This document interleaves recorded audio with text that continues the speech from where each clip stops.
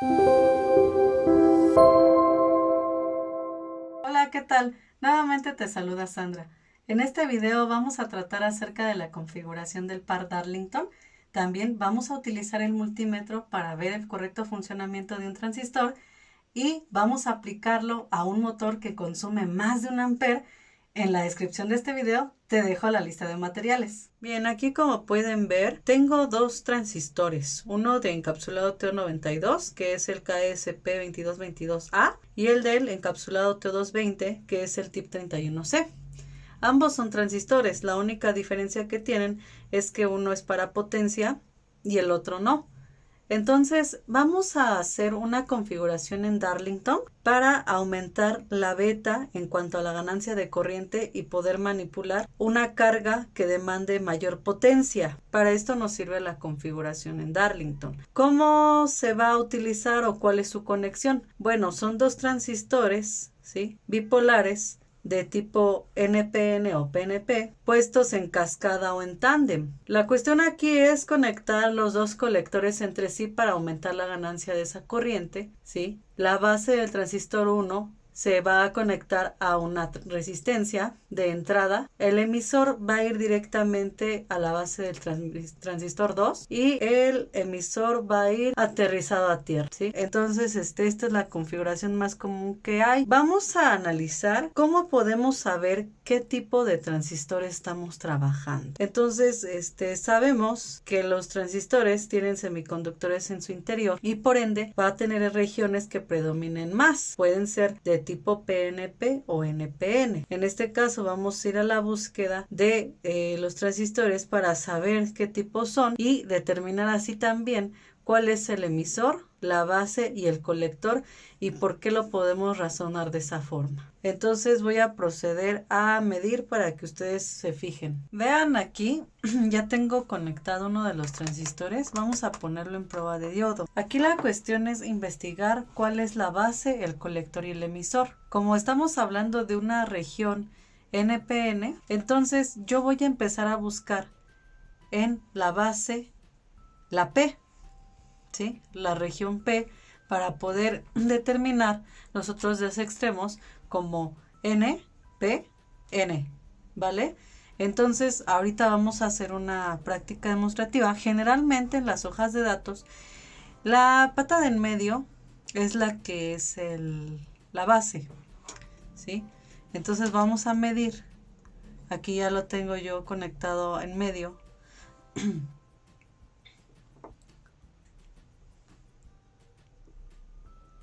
Por ejemplo, ok, listo.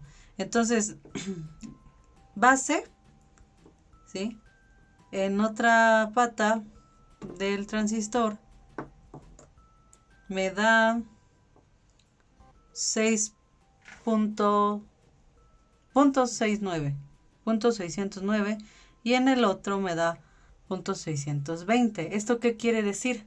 Bueno, que uno de ellos tiene mayor tensión de umbral. Generalmente el que lo va a determinar va a ser el emisor. El que tenga mayor caída de tensión o tensión de umbral es el que va a predominar, ¿sí?, con referencia a la base como el emisor. Entonces ahí vemos base, emisor, ¿sí?, base, emisor, emisor, ¿sí?, base, colector. De esta forma yo puedo saber qué tipo de transistor tengo en mis manos y aparte cuál de estas regiones es la que denomina la base, el emisor y el colector, ¿sí? Entonces ahí ya lo acabamos de determinar. Ahora vamos con el TIP31C, ¿sí? Estos transistores, por ser de potencia, no tienen las terminales igual, pero vamos a suponer que no lo sabemos, ¿sí? Vamos a decir que yo tengo base, ¿sí?, como en el anterior, ¿sí?, colector no hay nada, emisor tampoco hay nada. Entonces, ¿qué tengo que hacer? Pues tengo que buscar la base. Entonces, en cuanto a la base, ¿sí?, ¿sí? Como parte de un común y las otras puntas me den ya la referencia que estoy buscando, ¿sí? En los transistores tipo NPN, si fuera PNP, pues fuera al revés, ¿sí? Tendría que tener la base como un referencia al negativo, ¿sí? En este caso, pues trabajamos con 2 transistores tipo NPN. Entonces vamos a buscar cuál de estos es la base, ¿sí? Entonces ninguno de ellos, ¿sí? Por más que yo busque, ninguno de estos me da. Ya lo hice en medio, ya lo hice en la pata número 3, por así decirlo. Ahora vamos a hacerla con la de la número 1, ¿sí? Ahí está, ya lo vieron. Entonces, ¿sí? Vean ahí, punto 597, punto 601. Entonces, yo voy a decir con estas medidas, base, colector, emisor. ¿Por qué? Porque ya dijimos que la base va a ser el común entre del colector y el emisor, entre las dos regiones, entre las dos patas, ¿sí? Ahí la tengo y va a ser una referencia de una tensión de umbral. Entonces, en la pata 2 con referencia a la base me da punto 597 y en la pata 3 me da punto 601. Dijimos que el emisor iba a ser el que iba a tener mayor tensión de umbral en el caso de los transistores y pues así lo estamos comprobando, ¿sí? Esto, aunque vayan e investiguen la hoja de datos del fabricante, van a encontrar exactamente lo mismo que acabamos de comprobar aquí. Vamos a pasar a otra prueba. Aquí podemos observar otro transistor, solo que a diferencia de los anteriores, este está dañado. ¿Cómo lo podemos saber? Vean aquí, tiene una cuarteadura. Ahora vamos a proceder a conectarlo en el proteador para hacerle una simulación de pruebas y poder verificar también cómo es su comportamiento en el caso de que la cápsula ya está totalmente rota. Entonces lo voy a conectar.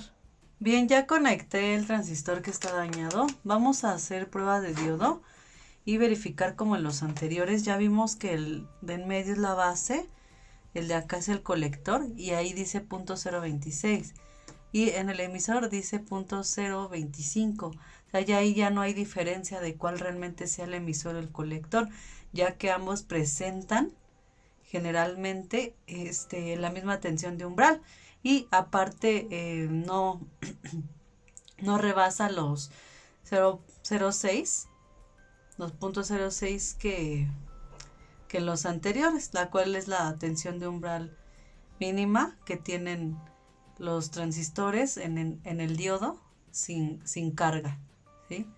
Entonces también podemos comprobarlo de otra forma. Vamos a pasar a prueba de continuidad y vean aquí. Todos están completamente conduciendo.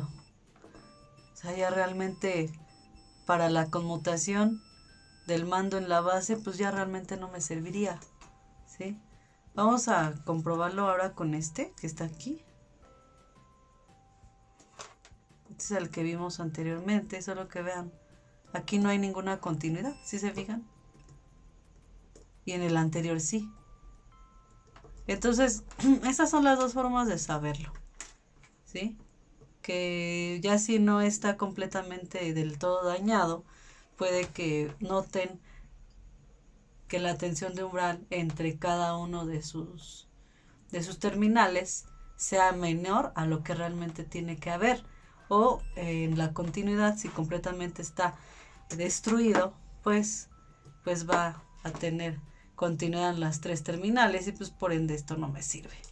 Entonces aquí vemos que tenemos el par Darlington. Esto se utiliza mucho en electrónica de potencia, ya que la configuración del Darlington nos va a permitir controlar cargas que demanden mayor potencia. Tal es el caso de este motor, que ya con torque en su flecha empieza a consumir más de 1 amper de corriente. Entonces, por lo tanto, en la hoja de datos del fabricante, este pequeño KSP2222A solamente soporta 600 miliamperios, ¿sí? Este transistor que está aquí, el TIP31C, ya es de potencia y soporta hasta 3 amperes. Entonces, la configuración Darlington se hace para que con corrientes débiles, ¿sí?, se puedan alimentar cargas de mayor potencia. De un lado, ¿sí?, podemos ver, estas terminales corresponden a un eliminador de 7.5 volts, ¿sí? Entonces, del otro lado, ya esta fuente provee 12 volts. Entonces, como tal, la configuración Darlington nos dice que en la base, ¿sí?, del transistor va a ir delimitada por una resistencia, ¿sí?, y la ganancia de esa corriente dada por la beta se va a visualizar o a expresar esa cantidad de corriente en lo que vienen siendo los colectores. El colector del transistor 1 conectado al colector del transistor 2, ¿sí?, y el emisor del transistor 1 conectado directamente a la base del transistor 2, ¿sí? El emisor del consiguiente, en este caso viene siendo el del TIP31C, directamente a la tierra. Y lo que vienen siendo los colectores a la carga, ¿sí? En este caso, pues voy a alimentar un pequeño relevador. Sin embargo, vamos a ver una cosa interesante, que es lo que les mencionaba para cargas que requieran potencia. Por ejemplo, en el momento en que yo accione este botón, el motor va a girar, ¿vale? Pero yo le voy a aplicar, ¿sí?, un par aquí en la flecha para que demande todavía mayor corriente, ya que el trabajo que va a ejercer va a ser mayor y por tanto va a consumir más. Entonces es ahí donde nosotros vamos a ver un pequeño cambio. Entonces cabe mencionar una parte muy importante, que en la del colector hay que ponerle un diodo damper, ¿sí?, o un diodo de protección para evitar las corrientes transitorias. En este caso de cualquier carga, ¿sí?, ya sea el motor o de igual forma el relevador, que internamente tiene una bobina que produce una reactancia inductiva, ¿correcto? Entonces vamos a proceder a probar el funcionamiento de este circuito, y más adelante vamos a empezar a hacer mediciones para comprobar lo que estamos hablando. También vamos a comprobar cómo es que se saca el valor de la resistencia dada la fórmula de Darlington.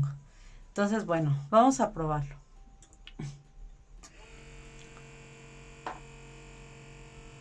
Ahí ya empezó a funcionar.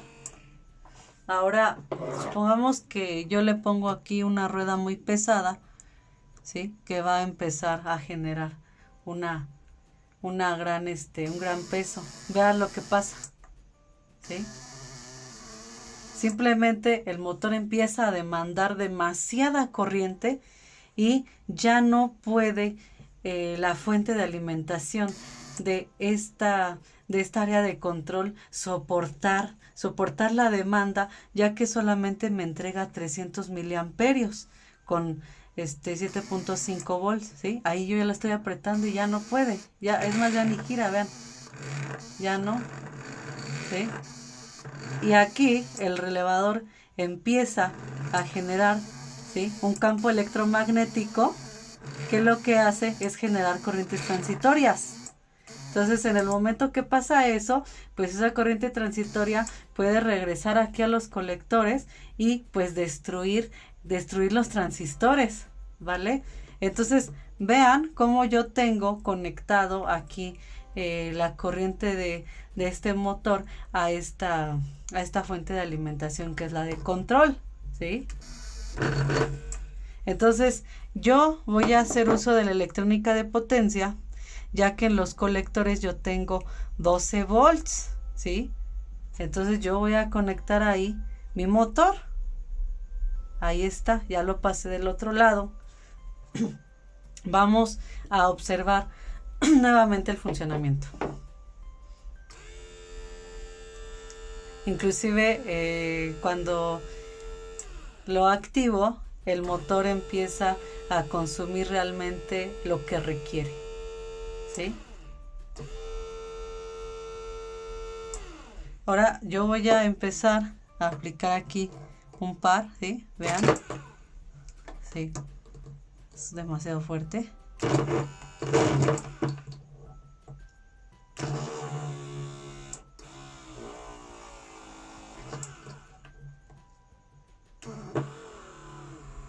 Pero lo sigue haciendo. El relevador en ningún momento sufre, ¿sí? Es ahí donde yo ocupo el par Darlington para evitar que este consumo de más de 1 ampere del motor destruya mi transistor y por ende le pongo otro en configuración Darlington para que aumente la ganancia.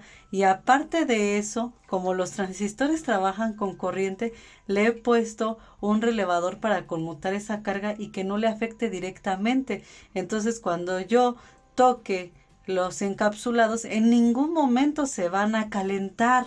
Va a ser totalmente imposible, ¿sí? Entonces, eso es gracias a esta configuración del transistor Darlington y la electrónica de potencia aplicada, ¿sí?, a los sistemas de automatización y control del proceso electrónico, ¿vale? Entonces, vamos a pasar a otras pruebas. Bueno, aquí vamos a hacer unas mediciones de voltaje para que ustedes puedan ver que estoy trabajando con dos distintas. La de control, ¿sí?, que es esta, ¿sí? Recuerden, tensión de umbral del diodo. Y la de potencia, que en este caso es la de acá, ¿sí?, que es la que va a los colectores para controlar ese relevador que está ahí. Entonces, lo que voy a hacer ahora es demostrarles cómo en el momento de que yo aplico, ¿sí?, un par aquí y el motor ejerce un trabajo mayor, pues simplemente empieza a demandar más corriente, ¿verdad? Entonces vamos a poner nuestro multímetro en amperes, ¿sí? En amperes, recuerden que la corriente se mide en serie, lo voy a poner aquí con referencia al negativo, ¿sí? Voy a utilizar para esto un Caveman para abrir el circuito.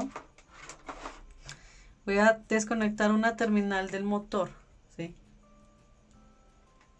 y la otra del extremo del Caimán va a ir directamente a mi punta. Y vamos a analizarlo. Ahí está. Entonces, yo voy a aplicar aquí, ¿sí? Como vean.